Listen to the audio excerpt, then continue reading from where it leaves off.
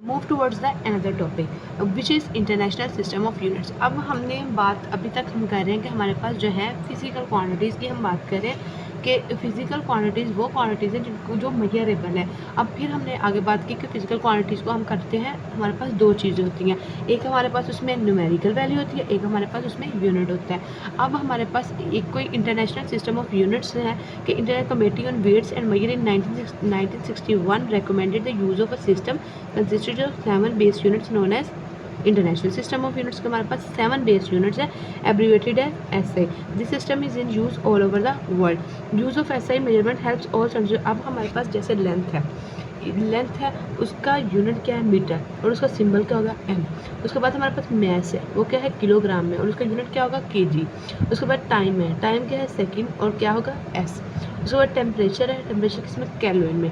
Electric current है ampere में। Industry of light candela में। अमाउंट ऑफ सेल्फ मोल में। केल्विन को हम कैपिटल के, एम्पेयर को कैपिटल ए, और कैंडेला को CD और मोल कि इससे हमें पता चलता है कि हमारे पास लेंथ किस चीज़ में है। ये हमारे पास एक स्टैंडर्ड यूनिट्स आ गए कि लेंथ के लिए मीटर है, मैस के लिए केजी है, टाइम के लिए सेकंड है, टेम्परेचर के लिए हमारे पास केल्विन एटसेट्रा है। और अब हमारे पास जो चीज़ें आ गई नेक्स्ट, हम ये तो हमने बात की बेस यूनिट्स की। अब वहीं पे बात हमारे पास आ गई ड्राइव्ड यूनिट्स की। ड्राइव्ड यूनिट के base units can not be derived from one another and neither can they be resolve to another more basic.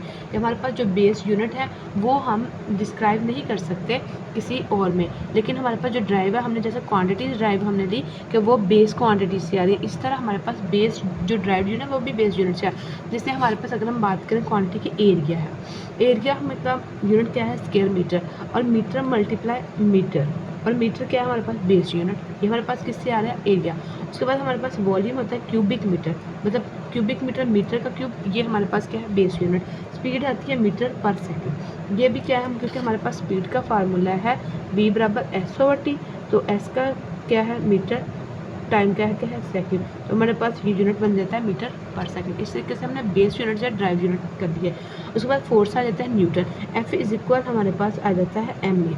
अब फोर्स, मैस क्या होता है किलोग्राम, एक्सेलरेशन क्या होती है मीटर पर सेकंड स्क्वायर, तो किलोग्राम मीटर पर सेकंड के किसके बाद न्यूटन के इक्वल, तो हमने इसका यूनिट न्यूटन लिख लिया।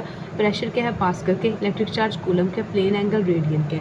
अब हमारे पास speed distance over time metre पर सेकंड, अब टू ड्राइविंग बस, ठीक है। हमारे पास अब आई होप आपको ये अब यूनिट्स का भी क्लियर होगा कि हमारे पास फिजिकल क्वांटिटी दो तरह की होती हैं, एक होती है हमारे पास बेस और एक होती है ड्राइव। बेस वो है जिसकी बेस पे हम दूसरी क्वांटिटीज़ को ड्राइव करते हैं, वो हमारे पास एक्स्ट्रा बेस जैसे लेंथ हो गया, मैस हो गया, टाइम हो गया, इलेक्ट्रिक